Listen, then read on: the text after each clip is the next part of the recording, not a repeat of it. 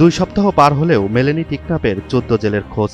পরিবারগুলো এখন শোকে পাথর, থামছে না আহাজারি, চলছে শোকের মাতম। আসলে কি ঘটেছে জেলেদের ভাগ্যে জানে না কেউই।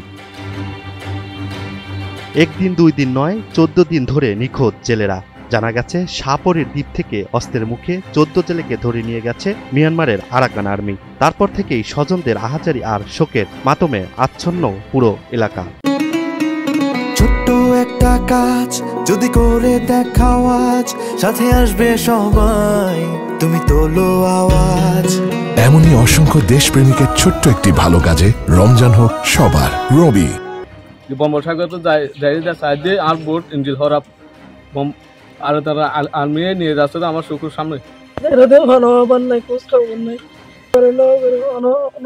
নাই আর বাবা আর সাইডি আর মারবো কালি হয়ে গিয়ে গই গরিব মানুষের বেড়াতে দরজা গিয়ে বর্মার মুখ বাগিয়ে ধরে ফেলাই। প্রতিটি পরিবারের একমাত্র উপার্জনক্ষম ব্যক্তি নিখোঁজ জেলেরা। নিখোঁজ স্বামী সন্তানদের হারিয়ে এখন দিশেহারা সবাই। অক্ষত অবস্থায় আপনজনদের ফেরত চায় তাদের পরিবার। সরকারের হাতে শুধু আর জামাগম বাংলাদেশের পাঠাদন বাংলাদেশের মানুষ আর বেশি কষ্টতা আছে, হাই ফিলতে বেশি দুঃখতা আছে।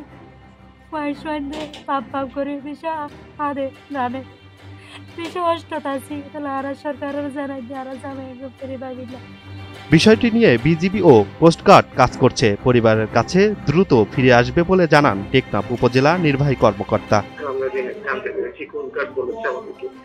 এই সংক্রান্ত বিষয়ে বিজিবি আসলে বিজিবিকে জানানো হয়েছে।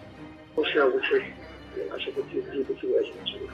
মিয়ানমারের আরাকান আর্মি দীর্ঘদিন ধরে সামরিক তৎপরতা চালিয়ে যাচ্ছে। সীমান্তবর্তী অঞ্চলে এদের প্রভাব বাড়ছে, যা বাংলাদেশিদের জন্যও হুমকি বলছেন স্থানীয়রা।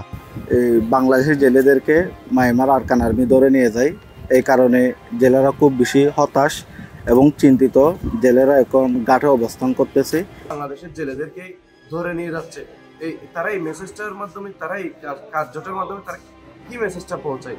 আসলে বাংলাদেশের অভ্যন্তরে যারা পলিসি মেকিং এর যারা দায়িত্বে আছেন, তাদের এই জিনিসটা আরো জোরালোভাবে খুঁজে বের করা দরকার।